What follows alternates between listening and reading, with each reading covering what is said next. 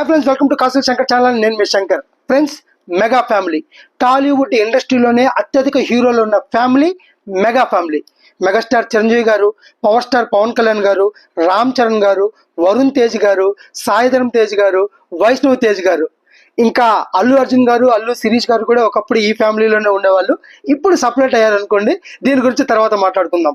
ఇంకపోతే నాగబాబు గారు, ఈయన హీరోగా నటించకపోయినా ప్రోగ్రామ్స్ ద్వారానో లేదంటే ఏదన్నా సినిమాల్లో ప్రత్యేకమైన పాత్రల ద్వారానో మనకి కనిపిస్తూ ఉన్నారు. సో ఓవరాల్గా అత్యధిక హీరోలు ఉన్న ఫ్యామిలీ, అత్యధిక క్రేజ్ ఉన్న ఫ్యామిలీ, అత్యధిక రికార్డ్స్ ఉన్న ఫ్యామిలీ, అత్యధిక ఫ్యాన్స్ ఉన్న ఫ్యామిలీ ఏ ఫ్యామిలీ అంటే మెగా ఫ్యామిలీ. ఈ సినీ కళామ తల్లి ఒక మహాసముద్రం అనుకుంటే ఆ సముద్రంలో ప్రయాణించే అత్యంత పెద్దదైన షిప్ మెగా ఫ్యామిలీ షిప్. అయితే ఫ్లాపులు అనే సునామీలో ఈ మెగా ఫ్యామిలీ షిప్ మునగలేక తేలలేక కొట్టుమిట్టాడుతుందా? 2023లో సాయిధరం తేజ్ గారి హీరోగా నటించిన విరూపాక్ష సినిమా రిలీజ్ అయింది. ఈ సినిమా సాయిధరం తేజ్ గారి కెరీర్లోనే అత్యంత బిగ్గెస్ట్ హిట్గా నిలబడింది. అయితే ఆ సినిమా తర్వాత ఇప్పటి వరకు మెగా ఫ్యామిలీ హీరోలు నటించిన ఏ సినిమా కూడా హిట్ అవ్వలేదు. అన్ని సినిమాలు ఫ్లాప్గానే నిలిచాయి.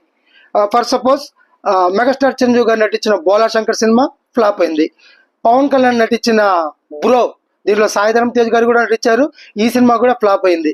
ఇక వరుణ్ తేజ్ గారు అయితే ఏకంగా 3 సినిమాలు నటించారు. ఆపరేషన్ వ్యాలంటైన్, మట్కా, గాంధీవదారి అర్జున, ఈ సినిమాలు ఫ్లాప్ అయింది. వైష్ణవ్ తేజ్ గారు నటించిన సినిమా ఆదికేశవ ఫ్లాప్ అయింది. ఇంకా రామ్ చరణ్ గారు నటించిన గేమ్ చేంజర్ ఫ్లాప్ అయింది. ఇలా అన్ని సినిమాలు ఫ్లాప్ అవుతూనే వచ్చాయి. ఇక రాబోయే సినిమాల మీద కూడా ఇంతకు ముందు మెగా ఫ్యామిలీ హీరోల నుంచి ఇంతకు ముందు సినిమాలు వస్తూ ఉంటే ఆ అప్డేట్ల మీద విపరీతమైన క్రేజ్ ఉండేది. ఇప్పుడు ఆ క్రేజ్ కూడా కొద్ది తగ్గిందనే చెప్పాలి. ఎందుకంటే రీసెంట్గా పవన్ కళ్యాణ్ గారిది హరిహర వీరమల్లు సాంగ్ రిలీజ్ అయింది. మాట వింటావా గురుడా మాట వింటావా అని సాంగ్ రిలీజ్ అయింది. ఇంతకు ముందు పవన్ కళ్యాణ్ సినిమా అప్డేట్స్ ఏమన్నా రిలీజ్ అయితే విపరీతంగా ఎదురు చూసేవాళ్ళు. రిలీజ్ అయిన తర్వాత విపరీతమైన రికార్డులు క్రియేట్ చేసేవి, లైక్లు, వ్యూవర్షిప్లు, ఆ రేంజే వేరుగా ఉండేది.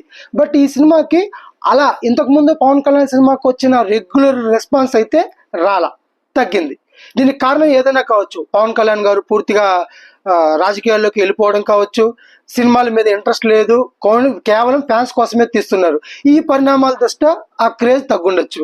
అండ్ మన మెగాస్టార్ చిరంజీవి గారిది విశ్వంబర టీజర్ కొన్ని నెలల క్రితం రిలీజ్ అయింది.